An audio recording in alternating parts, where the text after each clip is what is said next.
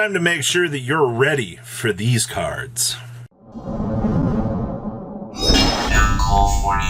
Make sure you guys smash the living crap out of that subscribe button so you guys don't miss out on more awesome cuts. We're going to be starting off over here with Infernoble just to kind of get you into the gear of things here. You know, Infernoble, especially with the post-Battle Boxers. Oh, wait, the Fire Duelist pack is coming? Okay. So with the Fire Duelist pack, you get some new little interactions out here, but let's call it what it is. It's also going to be how much warrior combo can I stick together to maximize to the best potential results. And I mean, once again, Battle Boxers, they don't lock you. At least the new stuff has 0 restrictions. And the fact that, you know, you're going through all of this, you're setting up all of these monsters here, and your opponent's staring at you going, what am I supposed to do about, you know, the big field that's kind of, you know, unlocked itself at this point in time? And that's where all of your advantage trees kind of come in here, and you get the chance to take advantage of things. So yes, Battle Boxer stuff, depending on how you want to implement it. And I also want to mention Flambeau Counter here. I'm almost 100% sure that Flambeau Counter is going to get a reprint in the Duels pack, but they now have a way to search this card. And it's because it has counter in the name, which is hilarious. But it's one of the spell trap cards activating, banish a fire monster with 200 defense from your graveyard to negate that activation, and if you do, destroy it. This is now searchable.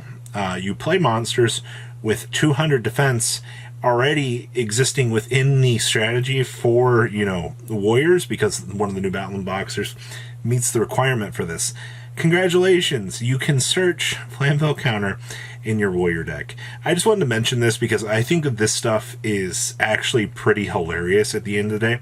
Now, obviously, for tech choices and what more you can actually bring to the table, it'll be a little bit up in the air. We'll have to wait and see, but all real things considered at this point in time, I think that this is going to be something that might be a nice little fun extension package for you to be able to have fun with.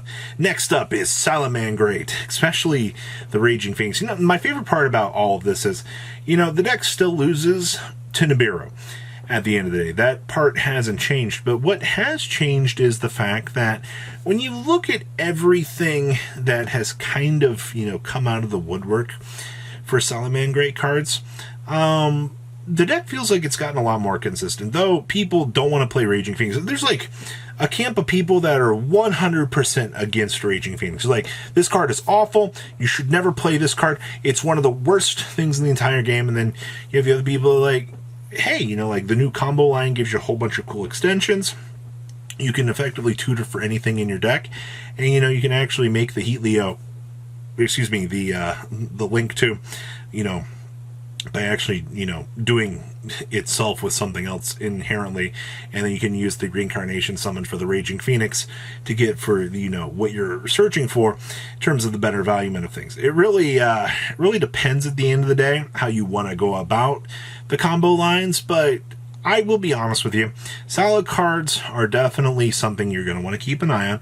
Obviously, it's going to come down to, you know, if you've already got a solid core, congratulations. It's going to come down to having to pick up a couple of ultras, maybe some supers. To be fair, this is a Duelist pack, and considering it's not being sought after as a crazy particular set at this point in time, I think a lot of people might be able to get stuff very early, or something might be a little bit more expensive. But the problem is it's Salamand Great. At the end of the day, it is the better theme, it feels like, at the end of the day, versus, you know, needing just a couple of lower rarity cards to kind of splash on into the engine. So I think that that's going to be the biggest things to consider at this point in time. But solid cards, keep an eye on. Very, very important at the end of the day to make sure that you can get the best value out of everything. And then, this is what I'm excited for.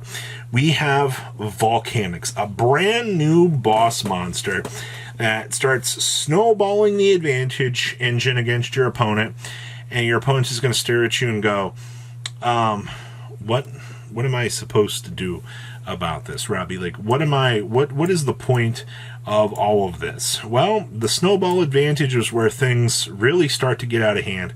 You know, the more damage you're putting on your opponent, you can combine this deck with Runic as well. Trust me, I've seen some pretty hilarious variations of things out here that you can actually do with this. Trust me. The Runic Volcanic idea, when I first saw it come up, I was like, you know, this just seems really bad.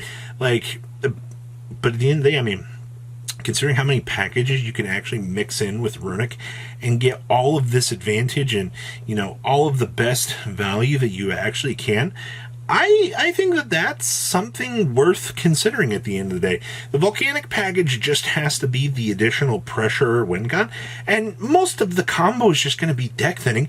I mean, heck, Scattershot's a free 1,500 damage on the opponent. You go, all right, well, hey, you know, I've burned you. I've done my job, you know.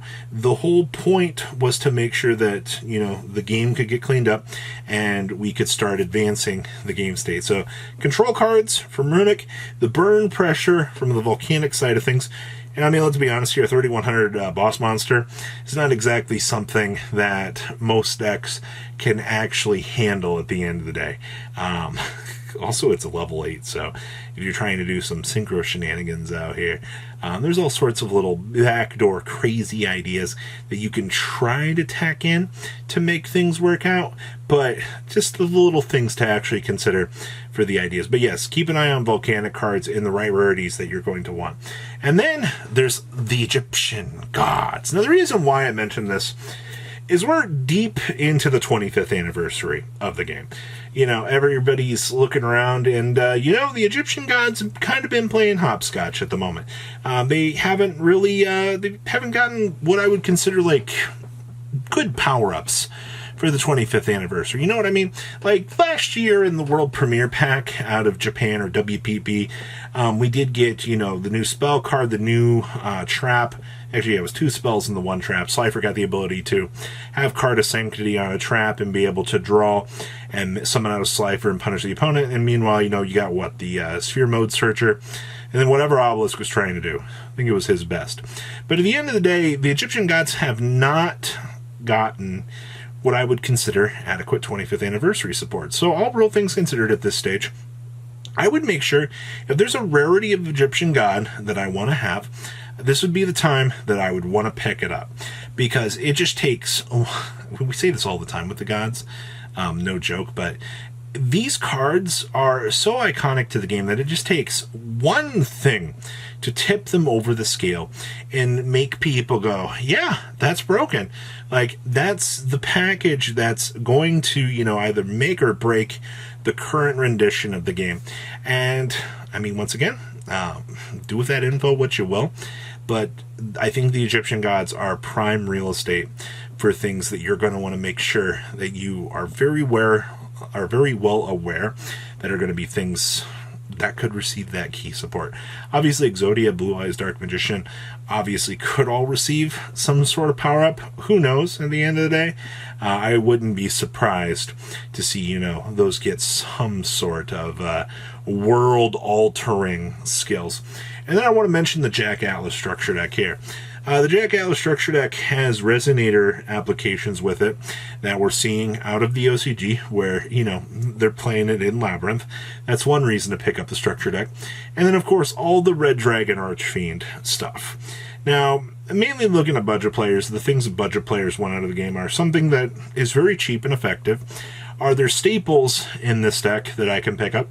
And can I play this deck with other things? And I mean, straight out of the box, if you're a huge Synchro fan, there might be something in here for you. I will say that the new Red Dragon Archfiend is really freaking cool. There are some very awesome plays that the deck can do. And I mean, you are going to continue to get more awesome power-ups with this deck. Jack Atlas is a huge fan favorite, and technically every level of synchro support that we do get does add into the existing pool of stuff to help this deck out. So that's one very big thing. But this is a structure deck that it's not quite on the massive power scale that it should be, but there are a lot of bits and pieces that you can add into a lot of other strategies and actually have a lot of fun with. We're missing some cards that will actually help out a lot of things with this deck, but mark my words, I think that this is a lot of fun. This is one of the structure decks that you look at and you're like, yeah, Calamity, my opponent. That's fun. That's the kind of things you want to be able to do, right? Make sure the opponent can't play the game? Check. So, what do you guys think about this list of cards? Please, leave a comment down below. Tell me what you guys think. See your beautiful faces back here later in the day, guys. Peace out. Patrons, thank you. ya!